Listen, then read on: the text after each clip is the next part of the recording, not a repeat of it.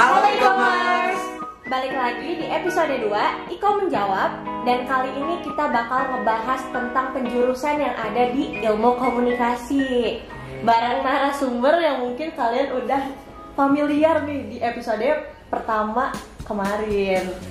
Oke, mungkin tadi kan kita udah kenalan nama sama angkatan ya Kang. Boleh dikasih tahu Akang Gesa sama Kang Yusran ini dari penjurusan apa sih?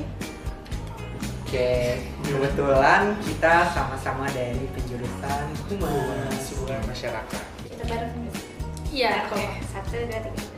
Kita dari penjurusan Broadcasting. Nah, kalau tadi kan berdua, sekarang sendirian nih. Boleh mungkin tetehnya dari jurusan apa? Oke, halo semuanya, aku dari jurusan Jurnalistik 20. Oke, jurnalistik guys. Oke, aku boleh tanya nggak nih Teh, kayak kenapa sih Teteh memilih jurusan jurnalistik ini? Karena mungkin passion aku ya di jurnalistik. Terus aku suka jadi reporter, jadi udah itu aja. Ada. Mungkin emang jalannya aja masuk ke jurnalistik. Simple ya Teh? Alasan kenapa kita pilih broadcasting? Yap, betul. Karena muak sampai percaya. Sebenarnya nggak, kita jawabnya serius, kayak fashion.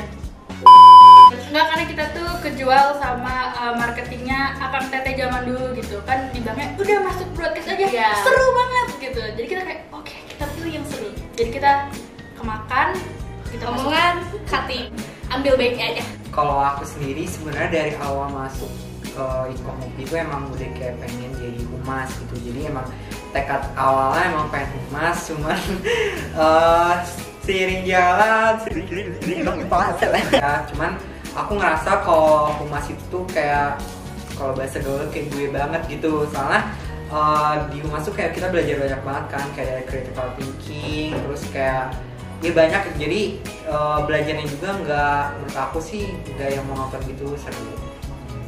Kalau aku pribadi, sebetulnya aku dari awal tuh pengennya masuk ke broadcasting karena dari hal-hal tertentu di humas tuh bener-bener last minute atau beberapa hari sebelum pemilihan penjurusan tuh aku udah milih option broadcasting. Cuma ada beberapa temen aku yang sedia akan mau ke broadcast juga, terus mereka pada pindah ke humas. Terus aku bingung nggak kayak pada pindah ke humas, ternyata ada skill-skillan di humas tuh, ada apa ya, kayak mungkin ada benefit codingnya, ada mungkin pencocokan kayak skill-skill yang di kuning itu lebih masuk ke humas. Kayak misalkan aku anggapannya dulu tuh apa ya, bisa ngedit sama desain itu, karena aku anggapannya masuk ke broadcast itu karena aku bisa desain itu. Ternyata di humas juga ada wadah atau tempat untuk desain, jadi aku udah deh pas last minute itu kayak bener-bener ubah dari broadcast langsung diubah ke humas gitu.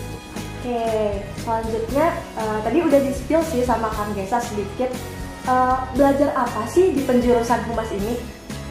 Oke, sebenarnya kayak banyak banget gak sih, kayak ya beda-beda gitu. Kalau ya sedikit FYI juga, kalau di humas ini tuh kita lebih banyak belajar learning by doing atau kayak banyak praktisnya gitu.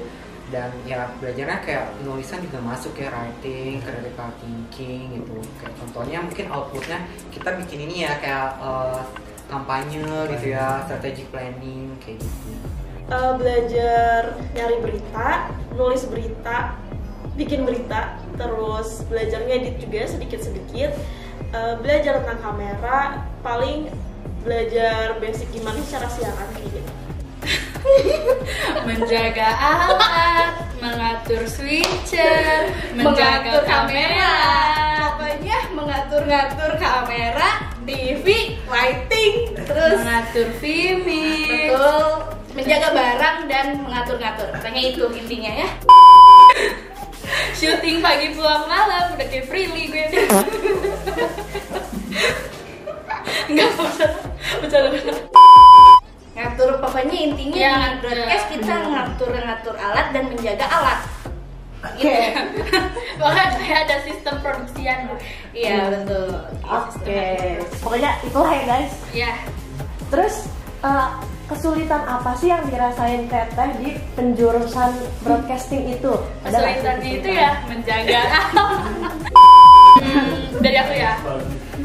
Kesulitannya karena banyak aplikasi-aplikasi yang sebelumnya itu aku nggak tahu itu ada gitu, kayak Fruity Loops, ya Fruity Loops, mangga pokoknya. Iya, Fruit Loops. Fruit Loops, Bukannya cereal. Kita sebutnya FL aja. Ya FL, itu tuh ngedit audio dan itu aku buta banget kayak apa nih gitu, mana nggak pernah ngedit audio kok. Ngedit video masih oke gitu, tapi ngedit audio itu sulit banget. Betul, itu sih kesulitannya, banyak hal-hal baru yang kita tidak tahu. Ini sih problem utama di humas tuh, kalau misalkan diajarin secara teoritis ada beberapa istilah yang high class gitu. Jadi karena ada beberapa istilah tersebut, jadi adalah beberapa kali kayak kurang paham sama si materinya. Cuma kalau misalkan praktek, kayak misalkan bikin campaign atau gitu-gitu, ke lapangan turun tuh kan bisa konsul kayak ke Pak Tito, nanya-nanya jelasnya kayak gimana, itu jadi lebih terbayang gitu. Cuma kalau dari aku sendiri ya pribadi, kalau misalkan secara teoritis lagi dikasih pelajaran gitu, nggak langsung nangkep gitu sih pelajarannya kayak gimana gitu sih. Karena di angkatan aku ini banyak banget yang masuk jurnalistik. Jadi kalau dikasih tugas tuh bukan tugas kelompok, tapi tugas individu. Yang dimana tugasnya adalah mencari berita keluar. Kayak aku sendirian mencari berita keluar. Mantap. Itu tuh biasanya emang yang harus dilakuinnya kelompok gitu, tapi karena anggotanya sangat banyak gitu, jadi harusnya jadinya sendiri gitu. Ya, kalau angkatan sebelumnya kan biasa kelompok, tapi karena aku banyak banget kayak wah ini gak susah nih ngebaginya, udah sendiri-sendiri aja kayak gitu. Wah, respect teh. Oke, nah kira-kira pengalaman apa sih teh yang berkesan selama di penjurusan jurnalistik ini tuh? Yang berkesan adalah aku dikasih tugas 1 hari 1 berita selama 1 minggu. Jadi setiap hari aku harus keluar nyari berita yang baru, terus aku tulis langsung aku kirimin di 1 hari yang sama. Itu real teh? Real belum? Bener, serius seperti itu. Kalau dari aku, karena kita sering ngundang bintang tamu dari luar buat jadi pengisi acara program, serunya ketemu orang-orang baru, terus juga kayak Dapet jadi insight baru juga dapat dari kenalan orang itu. baru, ngobrol-ngobrol kayak gitu sih. Ya gitu. Selain iya tadi pengalaman juga, kita bisa dapat insight baru dari narasumber yang kita undang juga. Misalkan kan kalau dia beda penjurusan dari sama kita, jadi kayak oh ngobrol-ngobrol nih, ternyata di mereka kayak gini, di kita kayak gini, jadi kayak bisa saling tukar cerita. Betul, keluh kesah sih lebih tepatnya, tapi ya seru sih itu pengalaman. Oke, mungkin dari aku dulu ya. Yang pertama mungkin ini sih, kayak ketika kita lagi belajar, kita pasti Pak Tito gitu dengan kemurahan hatinya selalu ngasih kita akomodasi makanan gitu. Jadi ketika kita lagi pusing, bisa kita sambil ngenyem, biasa kayak Pak Tito kayak ini biasanya dia ngomong kayak bahasa Sunda aja, tolong ngambilin makanan, nanti kita ambil bawa makanan. Banyak banget ya, kayak dari gorengan, pizza itu terus kayak cireng, dimsum, kayak semua ya udah kayak hampir semua udah kecoba ya sih. Kalau berkesan sih itu. Terus kedua waktu itu kita kayak pas lagi UAS ya, kita tuh kayak ngerjain kelompok terakhir waktu itu yang harus presentasi. Terus kelompok aku kebetulan terakhir gara-gara itu, jadi kita kelompoknya ditinggal sama kelompok lain. Sedih banget, karena kayak itu kan kayak di luar kampus gitu, jadi kayak sedih banget sih. Tapi seru banget sih ya.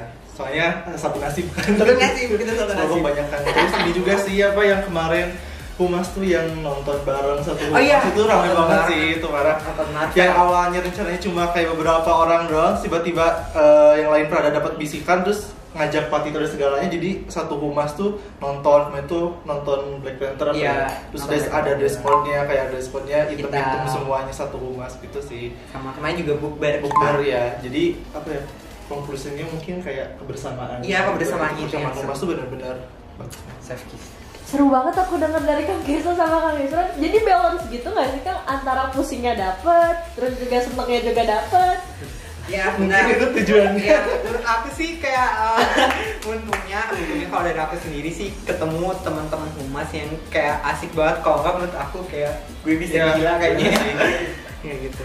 Oke, dari Kang Gesa sama Kang Yusran sendiri, kira-kira ada tips dan trik nggak sih buat survive di penjurusan Humas ini? Ya Allah, aku aja hampir nggak survive. Nah, pokoknya ini aja sih kayak apa ya, paling di humas tuh kayak harus punya time management yang bagus gitu kan, karena bukan siap-siap ya, maksudnya semua matkul ataupun semua penjurusan juga punya porsi susahnya masing-masing gitu. Jadi yang penting kayak disiapin aja gitu time management yang baik, terus juga knowledge yang cukup mungkin ya, terutama kalau di humas sendiri kan kayak di writing skill, terus juga editing skill, terus juga communication skill tuh harus dipersiapin kayak basicnya aja gitu minimal, biar nanti kalian waktu pas di humas tuh gak terlalu kaget gitu sih. Oke, kalau aku mungkin lebih ke internal kali ya. Mungkin yang pertama kayak pasti harus baik dan dekat gitu sama dosen di humasnya gitu. Terus kayak ya harus punya niat yang tinggi sih, motivasi yang tinggi, jangan kayak melempem gitu kayak gue ya kan. Jadi kayak ya gitu, sebenarnya kayak nggak harus kayak yang jago apa-apa itu sih, sebenarnya yang paling penting tuh ada kemauan untuk berusaha, kuncinya gitu aja sih. Apa ya, mungkin harus emang bener-bener mau ke jurnalistik dan punya passion di situ. Soalnya kalau misalnya cuma nyoba-nyoba doang, takutnya ujungnya nyesel banget. Soalnya yang minat aja nyesel, gimana yang nggak minat nyesel banget.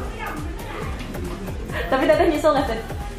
Ada nyesel banget, tapi nggak yang nyesel banget. Dari aku kuat laptop, kuat mental, bisa menjaga alat-alat, bisa mencari narasumber. Karena itu kan kita dan idenya yang itu ke YouTube kita cari Jadi semua kita ide harus referensi. Kita harus melek sama apa yang lagi rame sekarang. Betul. Tuh, karena saingannya juga banyak gak sih kalau Iya. misalnya di bidang broadcasting tuh. Benar.